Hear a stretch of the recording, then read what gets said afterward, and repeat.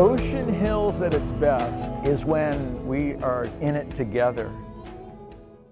And I want you to know ahead of time, you've had a discussion about certain things, and you probably got stopped in the middle of them. And I'm planning at the end to talk less long than other people maybe have, hopefully. I don't ramble. And that we'll have time afterwards for kind of an open discussion. We'll turn off the video and have a chance for you to bring up some of these issues in the larger group, and maybe I can help you with a few things, and you can help each other with some of the questions that you have. So if you have specific things in mind, and you think I'm not addressing them, you'll have a chance to bring them up afterwards, and I can give you some tips, or you can help each other out with them. So yeah, what are boundaries? There's different ways to look at them, and I'm going to be talking about several different aspects of them. One of them, boundaries are kind of the invisible lines around you that define where you stop and start in relationship to others. Like, what is legitimately your responsibility, your opinions, your behavior, your ideas, and what are somebody else's? Where's that line that really legitimately belongs to somebody else? It's also, as your discussions indicated, boundaries also include what you say yes to and what you say no to. And I'm just we'll address that a lot more, but I'm going to give you a couple of quotes that have been helpful for me to just think about. And that is, when you say yes to one thing, you're saying no to something else. So you're excluding something else. Another one is, the good is often the enemy of the best. A lot of times we pick good things, but really it's not the best thing that we should be doing. Another one is that the urgent or immediate, what's in front of your nose at the moment, sometimes gets in the way of what's the most important. So these all indicate that it's important to assess for us what we say yes to and what we say no to. And I overheard Renee with her wisdom just now reminding us that it's not other people's fault if you say yes to something that you don't want to do. If they ask you to do it, you have the right to say no, and it's not their fault if you overstep and do too much. The third part about boundaries that I just kind of threw in too is what you ask for from others. We as women often have trouble asking for help, even if we don't really need the help, but just asking for what we would like. And so that's the third part I think that I'm going to be addressing, is making sure that you feel comfortable asking for what you need. Healthy boundaries incorporate balance, of course. Balance between our own need for separateness and independence and our other need for interdependence and attachment. It's an also healthy balance between our mutual needs to serve, which we do have as a wonderful need, but also to be served, to nurture and to be nurtured. So it's finding a balance between those.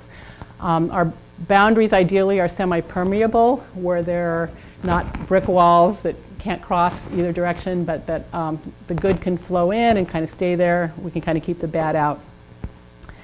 And ideally what we're hoping to do is be able to say no without feeling guilty, and be able to say yes with enthusiasm, because there are things that we really want to do. And I'll give you a few examples in my own life giving this talk.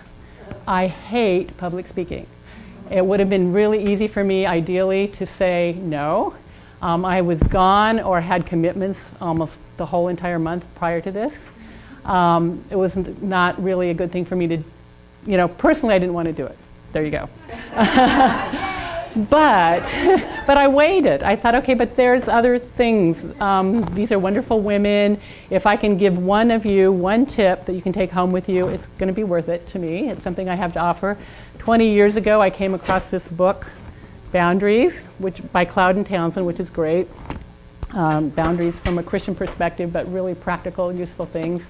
I gave a talk on this 20 years ago, so I thought, well, I have a little bit of knowledge in this area, and I just decided, again, weighing what I had to give and maybe what I could offer versus my own needs and preferences, I decided to go for it, and I think I'm glad I did it.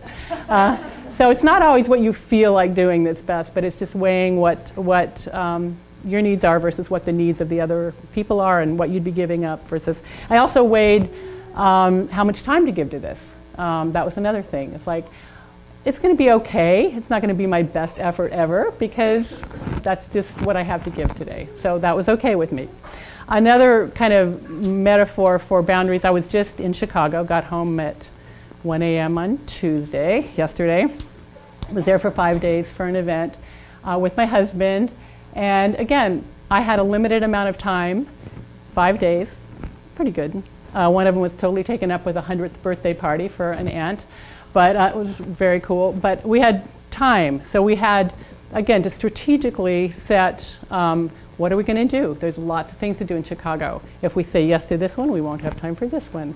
What do I want to do versus what my husband wants to do, which can be very different. Our energy levels are very different. How much unplanned time do we want for spontaneity? And so again, that's my trip to Chicago isn't that important to your lives, but it's kind of a little metaphor for what's important to be doing, I think, in our daily lives with our time to think about it. And I will say some of the open time was the best. I don't know how many in your generation know about Roger Ebert, but I happened upon his funeral and went to his funeral because I was just wandering around unstructured time. So wonderful, along with some other things. Yeah, I just walked in. There was a bunch of media around there, and it was fun. And nice service, actually. So our boundaries shift a great deal over time, what we offer to others and what we need from others. For example, you all have young children, and it's really important and correct and appropriate that you give, especially the little infants, full-time care, 24/7. You're doing it all for them. That's highly appropriate. As they get older, and in fact each and every month, you're not going to respond to their needs quite as immediately. You're going to start asking for a little more delay of gratification. As they get a little bit older and they're able to do a few things for themselves, you're going to ask for more of them, and gradually you're going to send them off into the world as independent human beings, because that's your job, is to become unnecessary to your children. But you start at this point in time being, highly necessary. And so again, they shift over time. Your involvement with your parents is going to shift over time. Good part of your young life, they don't need you. Some of you know this very well right now. As your parents age, and they might need a whole lot from you. And so again, that's going to shift how much you're going to be willing and what's appropriate to give to different people at different times in your life. As a retired grandparent, things have shifted a lot for me. I'm able to say yes to a whole lot of things that I wasn't able to do before. So again, they're going to flex and they're going to change, and it's important to assess and reassess at all times. So why are boundaries important? I think most of you know that, but we'll talk about a few situations. Countries need borders. Why do they need borders? To keep some of the bad stuff out. So ideally, we're keeping out terrorists, we're keeping out people with infectious diseases, and we're keeping, not just our country, because we have a lot to give, but all countries have borders so that they don't get flooded with too many people that need too much, and then nobody gets really what they need. So borders are important to keep. Even good stuff, it's nice to offer haven to people who need, but if you offer it to everybody and too much, then you run out of stuff and nobody gets anything. Also, things work better when you have boundaries. Our family, believe it or not, was playing football on Thanksgiving, a big group of family, relatives, and one of my relatives is a Vietnamese woman, and so we're playing football, tag football, of course, and she got the ball and she was told to run for the goal, but someone started chasing her, of course, to tag her, and she just ran completely out of bounds, completely out the other direction to the side. Of course, we're all laughing, but needless to say, the game didn't work that way. So things work better with boundaries. Life can make sense, and we can get more done. So I'm going to talk about several other areas of why boundaries are important for us as individuals. Self-protection, good stewardship, and so that we don't cripple others. So we'll talk about each one of those briefly. Self-protection and self-preservation is when we take on too much, obviously, even if it's good stuff, we wear down and there's nothing left for anybody. And we can just collapse and no one gets our best or even what's good. Again, another example, I was in Chicago, thank you Chicago for all these stories, on a little architectural tour on the river, and they were talking about how a boat back in the early part of the 1900s sunk in the river, overturned, hundreds of people, like 800 people died. One of the issues was over good stuff, too much good stuff. It was after the Titanic, and where there are not enough lifeboats, so this riverboat had put on too many lifeboats. And among a few other things that weighted it down, flipped over, everybody died. So apply that to yourselves. You know, even if you're taking on good things to protect others and protect yourself, too much of that, everybody dies, you know, somewhere internally. And if you take in too much, you know, clearly the result's going to be resentment, depression, anger, emotional outbursts, illness. In fact, well, let's see, yeah, that comes later. So yeah, and we want a healthy blend of comfort and challenges in our lives. Oh yeah, here we go. Sabbath rest. This is a nice little quote that says, if we do not allow for a rhythm of rest in our overly busy lives, illness becomes our Sabbath. So in other words, if we don't voluntarily take time to rest and reflect, we take it when we collapse, and that's really not ideal. The other part of, let's see here. Oh yeah, this fits into this section. Is a lot of times we as women in particular, and I've been one that's been very guilty of this, is our motto is sort of, as long as I can take it, I'll take it. You know, I'll only ask for something when I'm ready to break. Okay, obviously not a good philosophy. So think about that. Let's see here. On the other hand, taking, there's the other extreme, so let's look at this. And seriously, this is a woman, this is a daughter-in-law of friends of ours who just had her second child. She doesn't give enough. My friends went to take care, to visit her with her second child and help out a little bit. And my friend said that she went upstairs, this mother, went upstairs for 3 hours grooming. I mean, yes, Erin and Brianna, it's nice to do your hair, love it. But 3 hours while everybody else was downstairs watching her 2 kids. She wouldn't let us come to the house. We had to meet somewhere else. We wanted to see them because the house wasn't clean enough. Everything had to be spotless. Needless to say, there's probably a diagnosis here that I could give. But point being, there is the other extreme. So again, a good balance. The second part of this is that being good stewards is what we're called to do. And this is how we thrive. This is how we enjoy life the most. Just like budgeting our money, we all have limited resources, finances. So ideally you budget. You think about, okay, this is for housing, this is for food, this is for church and charity, this is for entertainment, this is for the kids. And you think about it because you know it's limited. And it's very important that we do the same thing for ourselves. We have finite resources, we have finite time, limited energy, limited money also, limited talents, limited creativity.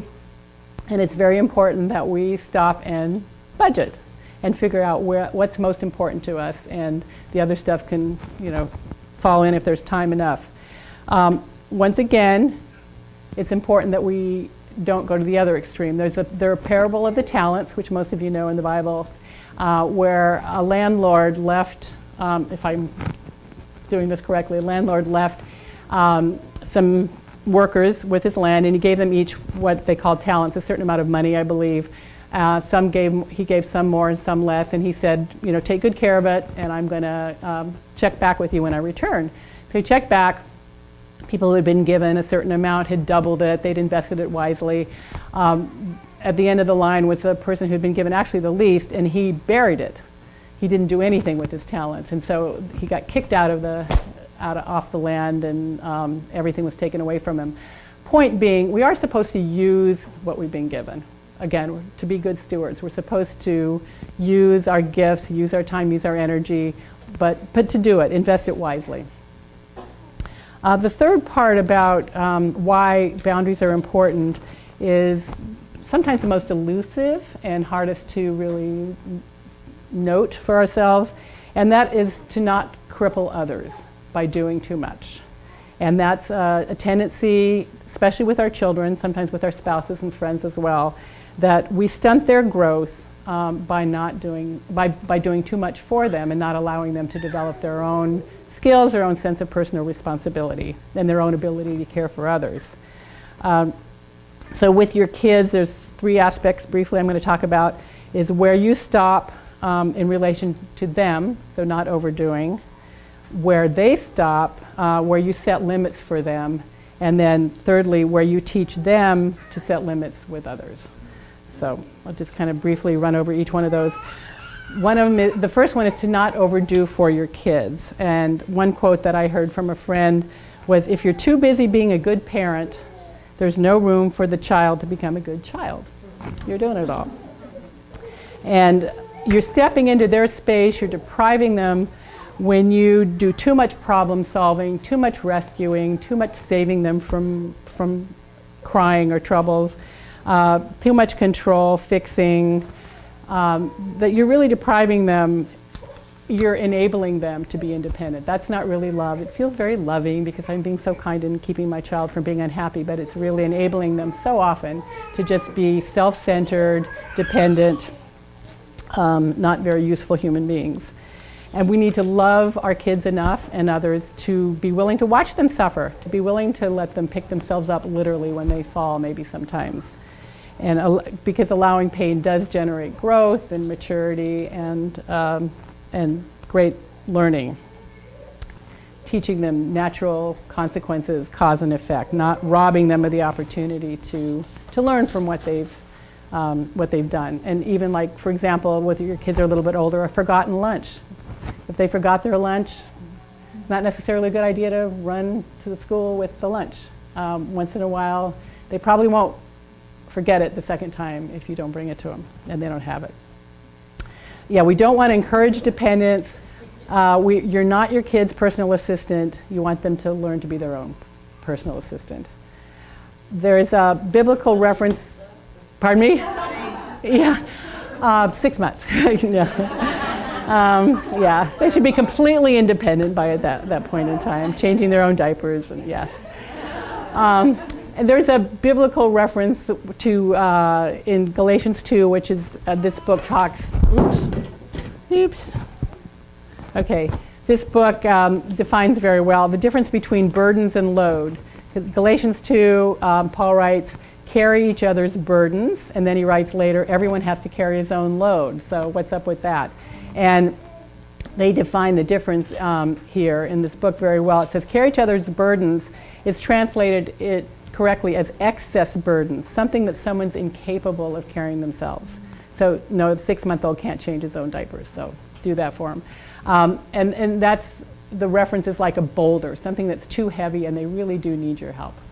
But the second part, 3 verses later, everyone has to carry his own load, is translated daily toils, things that he can carry himself. So the metaphor for that is like a backpack. So yes, we should help people with their boulders, but not with their backpacks. The second part with your kids is setting limits with them. Kids feel so much safer and so much more secure, even if they kick and scream a little bit, when you do set limits for them.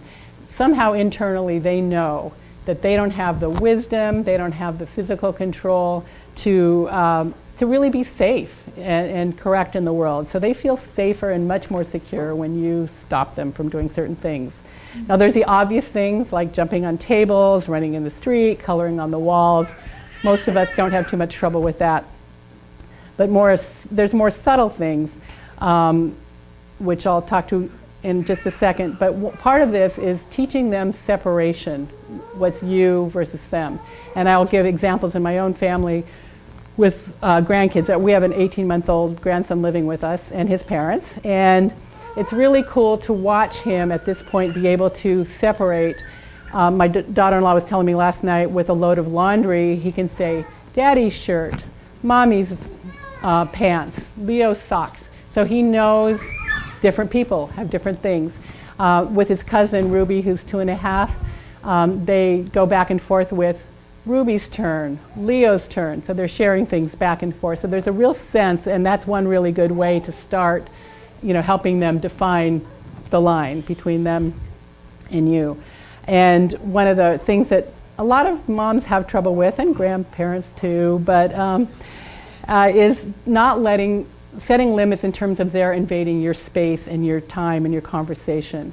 It's to me very important that they not be allowed most of the time to interrupt adult conversations. If you're talking to your friend or on the phone, I see so many moms stopping, yes, honey, it's okay, I'll be right with you. And those kinds of things are not really healthy for your child. To let them understand that there is a difference, not interrupting your conversation, not doing everything around their soccer schedules or around their, their dance lessons or whatever it is, that they see that you have some ideas and time that's important for yourself as well. Otherwise, you're going to be raising some really super self-centered kids. And some of us know some really self-centered adults.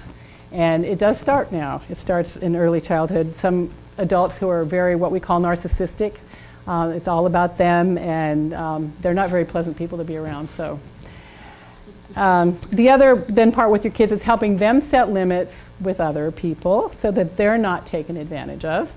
Not allowing others to grab their toys, not allowing others to hit them, or not always being able to be kind without being bullied or without being taken advantage of. And again, age appropriate. That will mean different things at different ages, but important to keep in mind.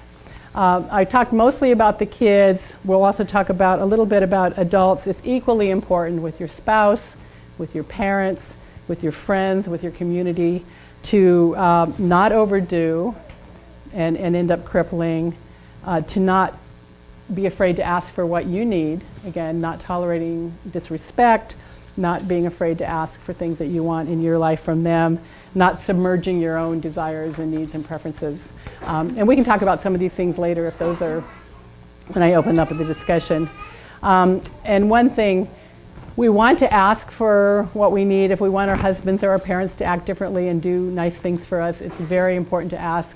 But there are certain people, and you probably all know one or two, hopefully you're not married to one, that you cannot change, that you've tried everything and you've asked, how can I make this person do that, blah, blah, blah, and it just doesn't work. And sometimes the important thing is giving up trying to change when your legitimate efforts to encourage that person to grow and change aren't working.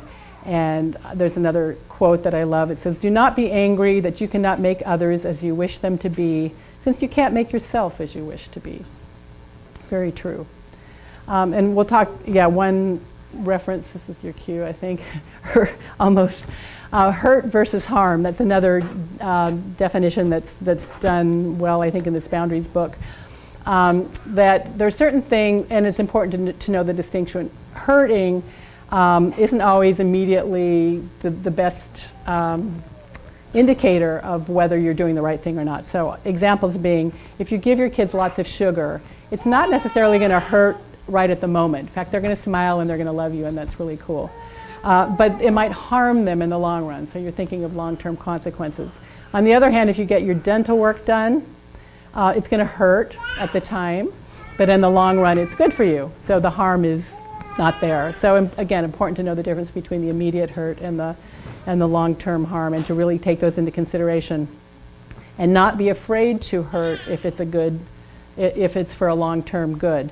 2 Corinthians, Paul has a great quote that I like. It says, and I'm cutting out parts of it, but even if I caused you sorrow, I don't regret it. I see that I hurt you, but only for a little while, yet now I'm happy because your sorrow led to repentance. So it can lead to change.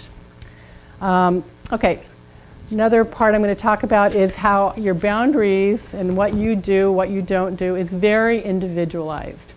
So don't look at the person next to you, don't look at me, don't look at Lori, don't look at other people to say, that's what I should be doing. Those are the boundaries I should be setting, because they're very unique to our own specific personalities and lifestyles, and I'll go into that a little bit more, and I'm going to show you 2 slides, I think, if they come up. Okay, that's probably the neatest my dining room has looked in a long time. Okay, and then the other one, over here.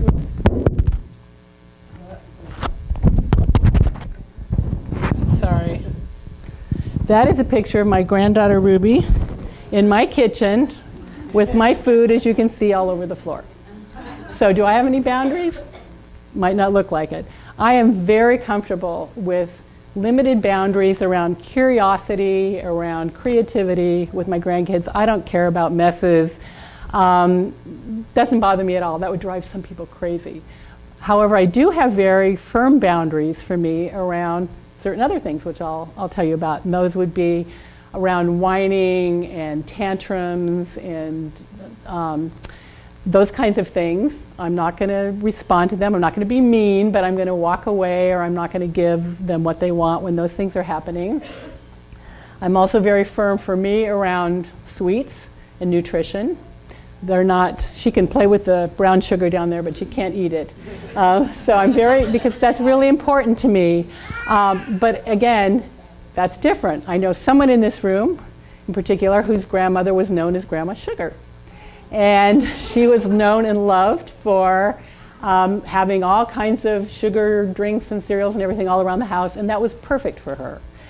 Wouldn't work for me. I'm also very firm around television. Again, I don't respect TV as much as I should, I'm sure. So my grandkids aren't going to watch TV with me, but they can make big messes all over the place and pull out my drawers, and that's fabulous. Again, for a lot of you, it's probably going to be completely upside down. And don't try to be like somebody else. Let's see. Okay, and I'm going to just talk about some of the women here, like also. Priscilla, for example, who's doing your child care, she says yes to so much. And she says yes to having people in her home, living in her home, big, huge families of big people living in her home for months. June Michelson, for example, she is, you know, everybody's hero. She has her house, I swear, 364 days a year, she's got somebody staying in her house. She might be there, she might not be, but she welcomes her home. On the other hand, June is very careful about taking her Sabbath rest, about having her own time, getting up early in the morning to do her devotions and that kind of thing. So we all have, again, our different ways, our things that we give and don't give and draw our lines. It's important that we have them, but they don't have to look like somebody else's. It's going to depend on if you're an extrovert or an introvert. Extroverts will have more opportunity to give and do and be out there. Introverts will have less tolerance for people invading their homes all the time. Cheryl, I don't know if you're an introvert or extrovert, but I would say probably introvert. And Cheryl will be home praying for you, which is wonderful and probably more useful than you cooking dinner for them. So each, again, it depends on your temperament type. There's certain types that are caretakers. If you've done the Myers-Briggs or the Keirsey temperament sorter, some of us are natural caretakers. We're SJs. I'm one of those. And we just take care of people. It's more comfortable. We like it. We like responsibility. There's other types that's very not comfortable. They like to maybe mentor other people into being better people, or not take care of people at all. And that's okay. So your temperament type and your gifts and your passions are going to determine a lot. Some of the lovely women bake and bring egg dishes. Somebody else washes the tablecloths. Somebody else does the decor. Lori Amerson's beautiful decor every week. So we each have our own, and that would be really repulsive to me to do, to set up this, to make something beautiful. That's not my thing. So we each have our own gifts and passions. Okay, okay, good, plenty of time. Some of the roadblocks to setting boundaries are clear. Partly one of them were women. And even though gender roles have changed a lot over the years, thankfully, we still are in a more caretaking, more giving role, I think, than most men. And I think we're wired that way. You know, we're wired to want relationships to work, to get along with people and that kind of thing. I think we're a little bit more wired genetically. God created us to be a little bit more that way. So it's a little more tough for us to say no sometimes when it's appropriate. And again, a quote that I said earlier is, just because you can do it doesn't mean you should. And a need is not a call. Just because you see a need doesn't mean it's your call to fix it.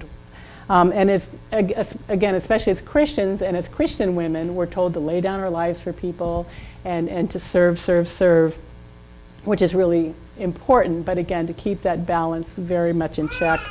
To not allow others to be selfish by running all over us. That's really important. Our backgrounds, of course, will determine a lot. That'll be some of the barriers to setting boundaries. If you were encouraged, if your parents laid guilt trips on you for not doing enough, for not being there, if they gave you lots of kudos for doing good things, for serving, then you kind of took that on as your identity. If you didn't get enough love and affection at home, sometimes you're very vulnerable. You're gonna, if you overdo for people, you're gonna have lots of people around you. There's no problem. You're gonna, people are gonna love you, sort of, you know. So sometimes people overdo because that's how they keep people around them, and some illusion of being loved and cared for sometimes. Yeah, I know of a number of people like this, and they're afraid to stop doing because they think that's the only reason people like them. So how to set healthy boundaries and limits. Again, we're going to talk more practically in a moment when I stop talking. But it's important to realistically assess, as I've alluded to, your own resources and priorities. So to take that time to step back. Jen talked to us a couple weeks ago, did a great job on self-care. And some of the things that she talked about doing was making a list of what you don't do. And we talked a little bit about that, I think, at the tables. And again, I'll repeat those quotes that I think are important at this point, where sometimes doing good keeps us from doing the best. The urgent sometimes is the enemy of the most important. And saying yes to one thing means saying no to another. So again, thinking, what don't you do? What's okay to say no to so that you make room for the things that you really want to do? And then Jen also talked to us about the summit. If some of you remember that one, that was the most memorable part for some people, where someone that she was talked about who takes an assessment, I think, every week, looks at her calendar, looks at what she's doing, sits at the top, looks down and says, what do I really want to be doing this week? What are my most important things that I have to get in there, that I really want, that I feel called to do, that I'm passionate about, or I'm responsible for, and then adding the other things as there is time and leaving them out if there isn't. So again, budgeting. The time you're going to spend with your kids, with yourself, with your friends, with your community. Should I be doing more? Should I be doing less? She also reminded us about Shauna Niequist, whose book Bittersweet talks about the home team, and really identifying, again, a part of the same thing. Who's your home team? Who are the people that you really are priorities in your life and you want to say yes to as much as possible, and then the others kind of fit in if you have extra time and energy. But even with your home team, I'll add this, it's important to be able to draw the lines. I talked to a young woman just 2 weeks ago who was just talking about openly about her, just a friend of our family's, how she has a home team, somebody in her family who has a very immediate need, but it's been a long-term crisis. I shouldn't say an immediate need, it's a long-term crisis. It's very, very significant and important. So she's been there for this person, she's been there for the family, it's her family. But now she's getting tired. It's been so extended. And now she's feeling guilty about saying no. The expectation is that she'll always be there. And she has a family of her own that is now suffering because of it. So it's really important for her now to redefine and go, yeah, this is a long-term need. And I've given what I can and I need to shift gears right now. So that can be tough. Another part of this is maybe sometimes it's important to adjust or maybe broaden your self-concept at certain points in your life, and what I'll talk about specifically, again, another young women, and I'm not pumping these women with questions.